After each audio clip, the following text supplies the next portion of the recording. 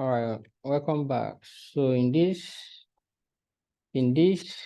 series, this part 3 of building ERC-20 token from scratch.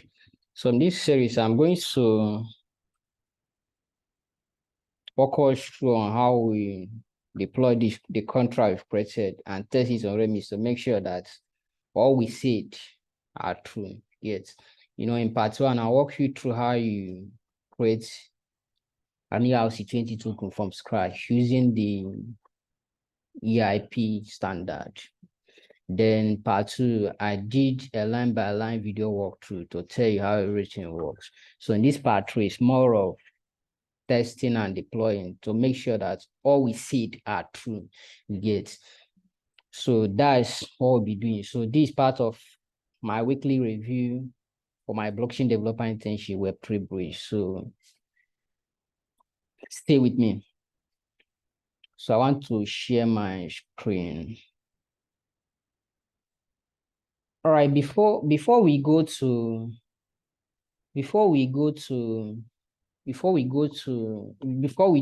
deploy and test, I want to quickly show you something. There's what we call interface, you get. So, and it's by standard, we here at Web3Bridge, we like to learn with the industry standard, and part of what we also taught this week is about interface. So that means when you create a contract, it's also advisable to create interface for the contract. So interface are like contract, but the only thing is that they don't have implementation. So you only define functions, but you don't implement the functions. So that means you don't have square brackets attached to the function.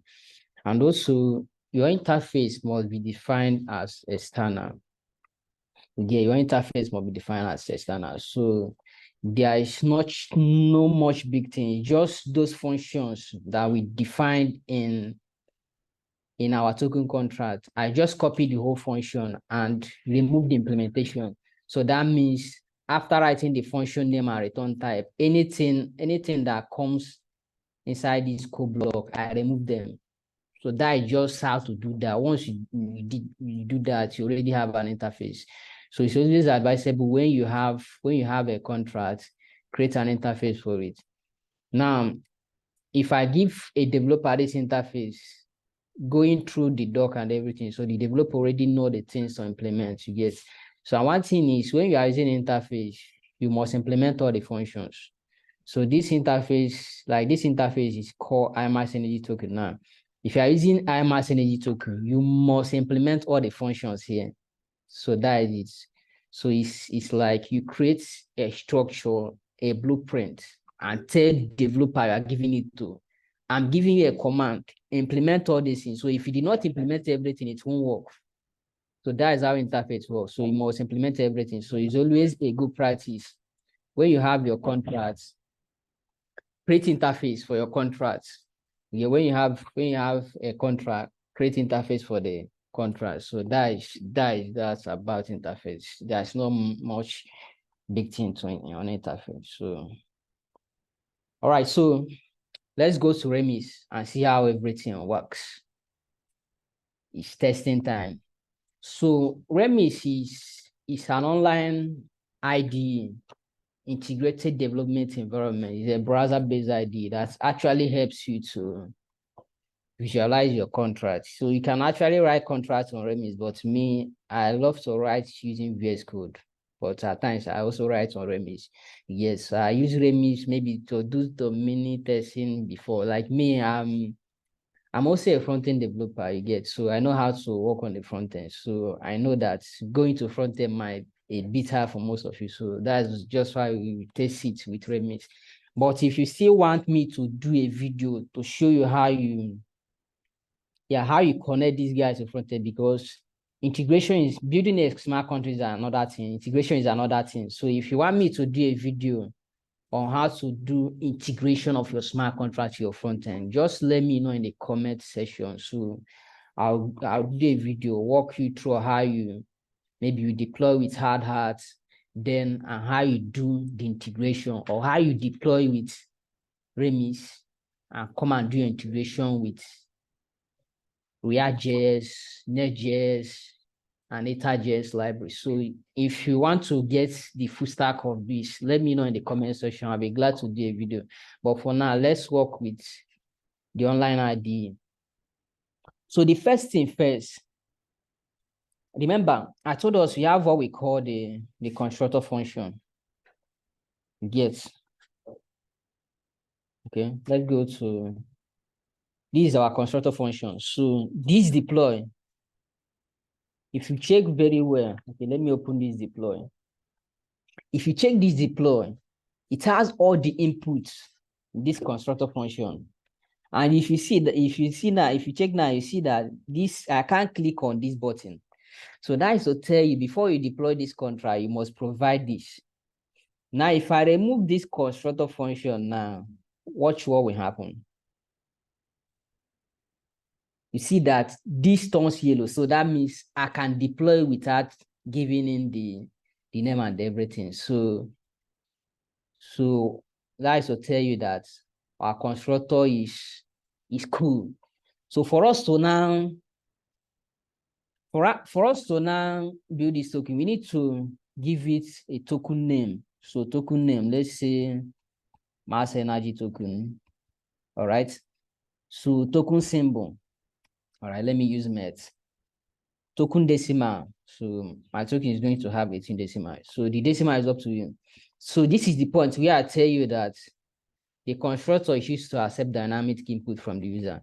So everything I've put inside this constructor, once I deploy this contract, all these values are going to be saved, in these state variables. Okay, let me make this guy public so that we can be able to see it. You get, so that we can be able to see it on there. You get, so making them public.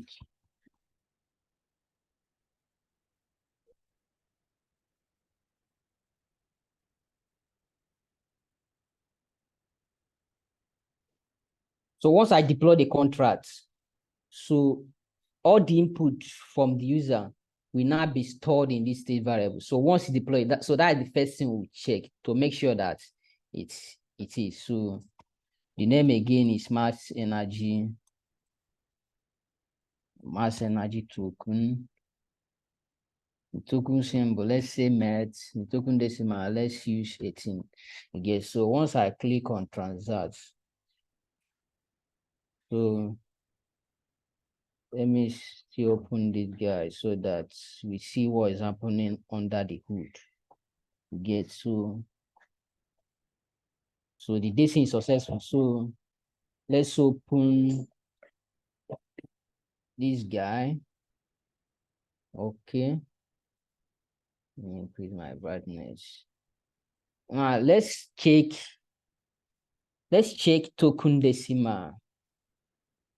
You see it's 18. So we put 18 and we are seeing 18 to tell us this was initialized correctly. Let's check the token name. Mass energy token. So what we put was initialized correctly. Let's check the token symbol. Now let's check the total supply. Now, if you notice that the total supply, we did not initialize this. So that means if you are checking total supply, what do you think we are getting? What do you think we get? We get 0. We get 0. So since we did not initialize it in the constructor, they did not pass it in the constructor, we are going to get 0. Now, if you want to have an initial supply upon deployment, then you pass it in the constructor. So you can always customize your constructor however you like, you get. So total supply, we are getting 0. So at least every logic for now works. Now let's now check the balance of the sender. So balance of this is the sender, this is the message sender. So this is the account that deploy this function, you get. So I want to check the balance of this account, you get. I want to check the balance of this account. So I will now call the balance of, now it tells you that the balance of takes in an address, you get. It takes in an address. So I put in the address I've copied. So I want to check the balance of this guy. So since I did not have an initial supply. I did not, so I'm expecting this to give me 0.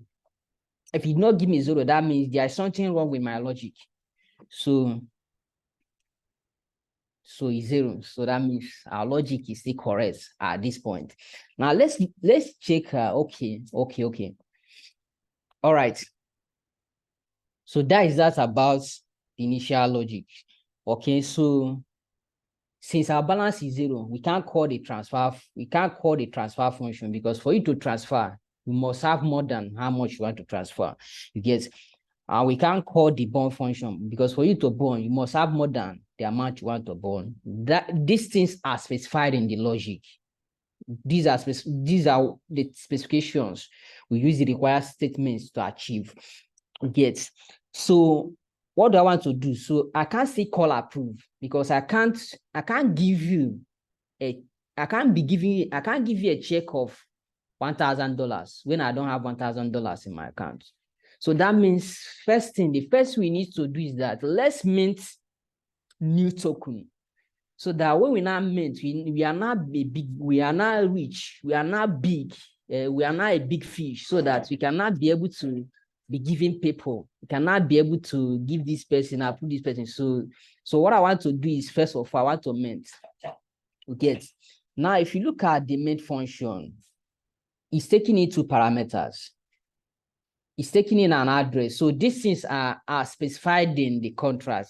These things, we define them in the contract. Now it's going to take in an amount. So let me mint 1 million. Yeah, let me just mint 1 million. Yes. So it's up to you. You can mint how many you want. So let me mint 1 million. 1 million is okay. Let me mint 1 million. So now, if you mint 1 million now, okay, let's mint 1 million first. So it gives you a green mark telling you that this is successful. Now I want to do something. Remember, in the mint function, I want to do something.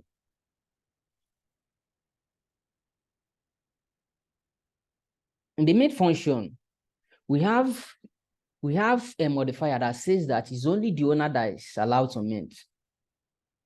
Now, at this instance, let me show you the modifier again.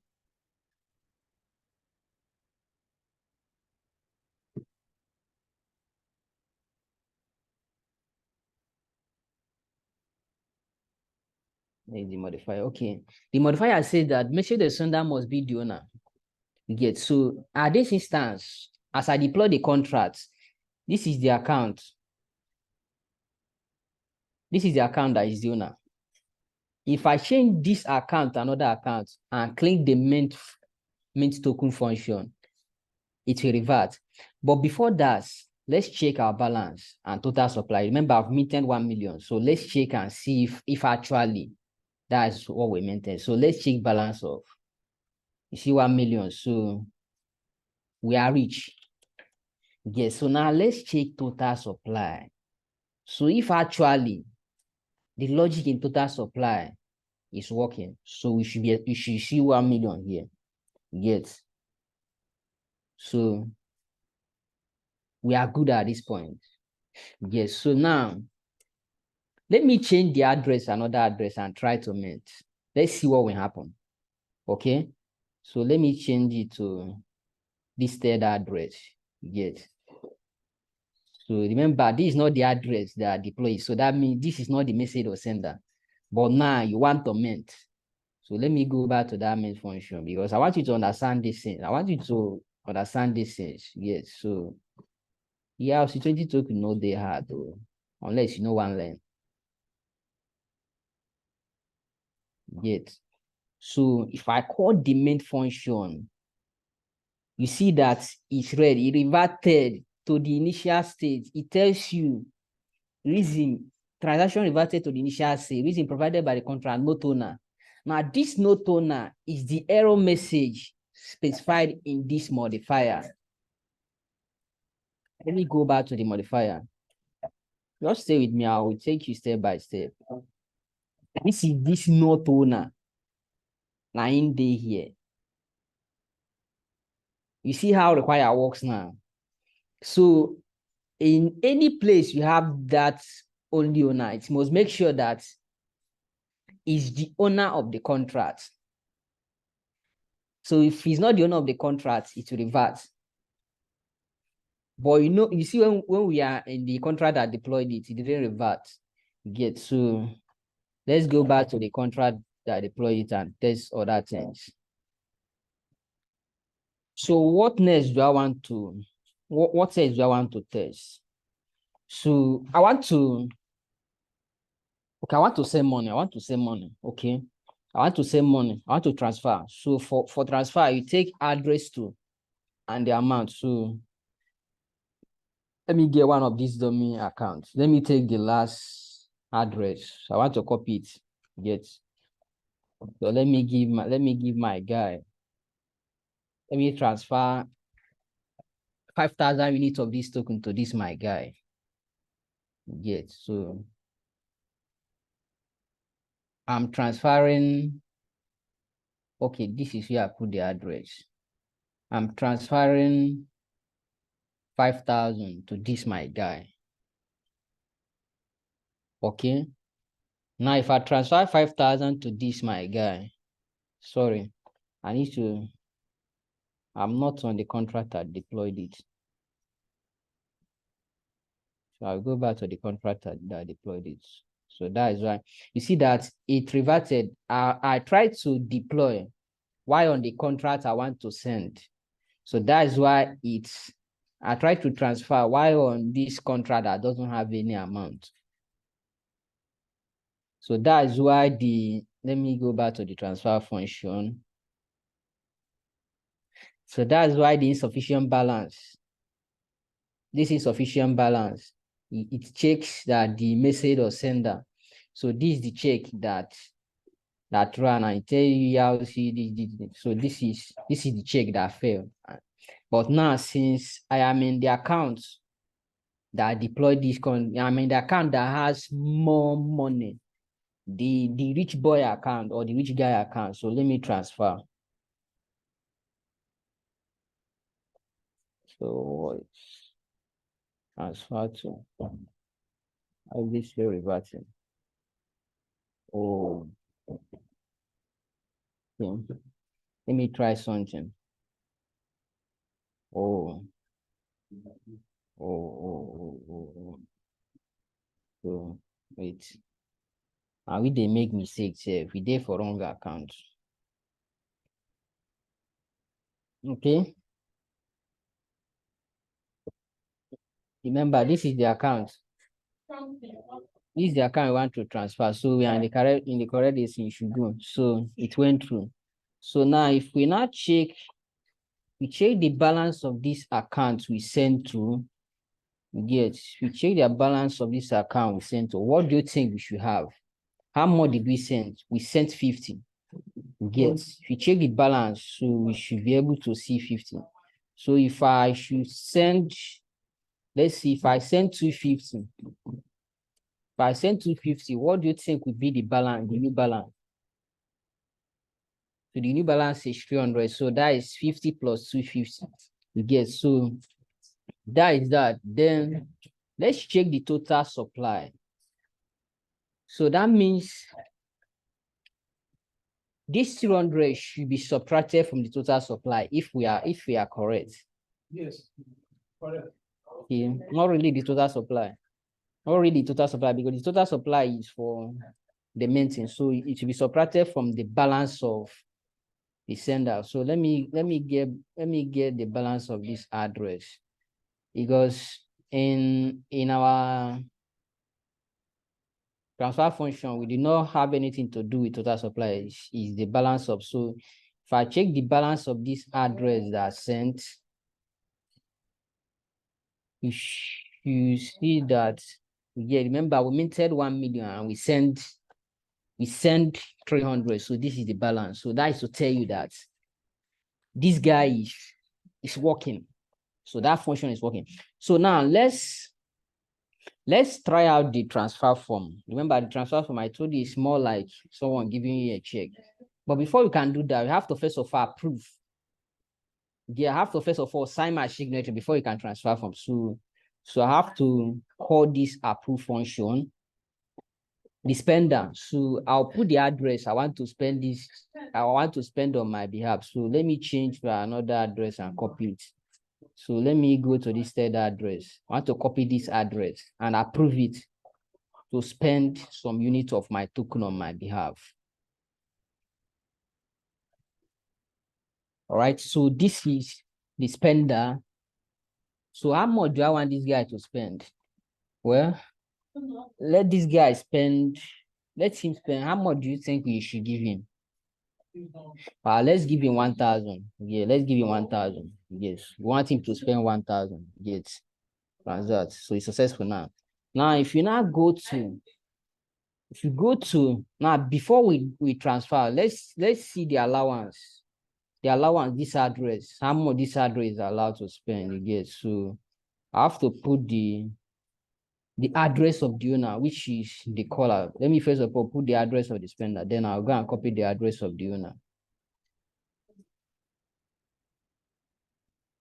Put the address of the owner.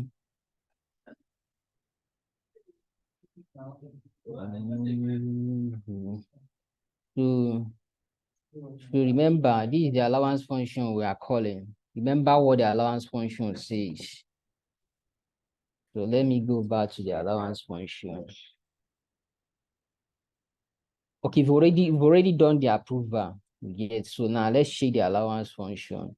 So allowance function is going to return the balance. So it's going to return the balance this spender is allowed. The balance I've given this guy, the allowance I've given this guy, gets how much I've signed in the check is what this guy is going to return. And when we did that, when we approve 1,000. So when we call this, you see 1,000. So everything works. So now let's now transfer. Let's transfer. Yes, let's transfer from. Now, transfer from address from, which is this owner. Address from, which is this owner. Okay. Then address to, which is this. But before we, okay, which is this spender. You get. So how much?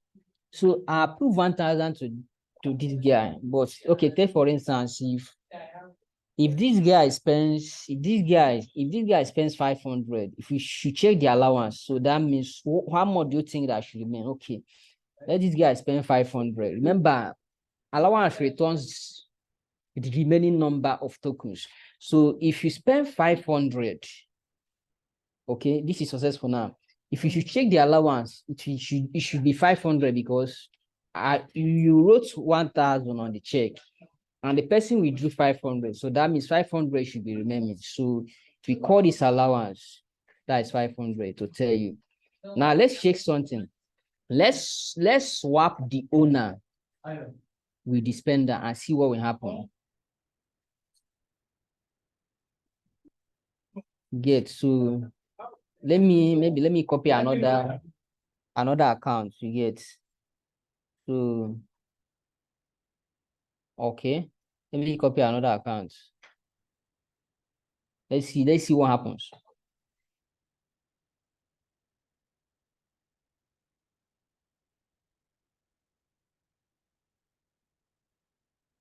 Okay.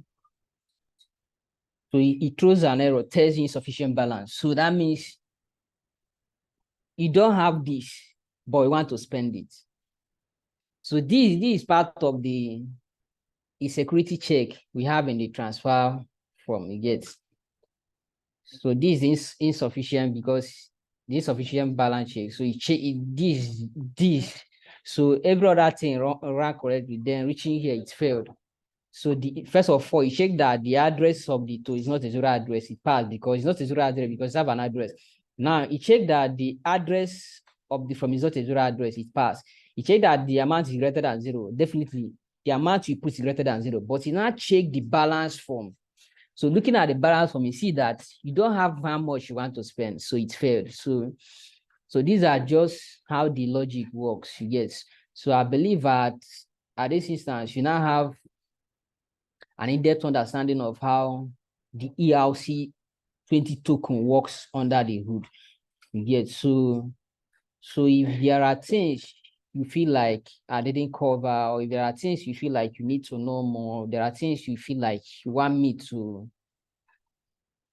teach more on, just drop it in the comment section.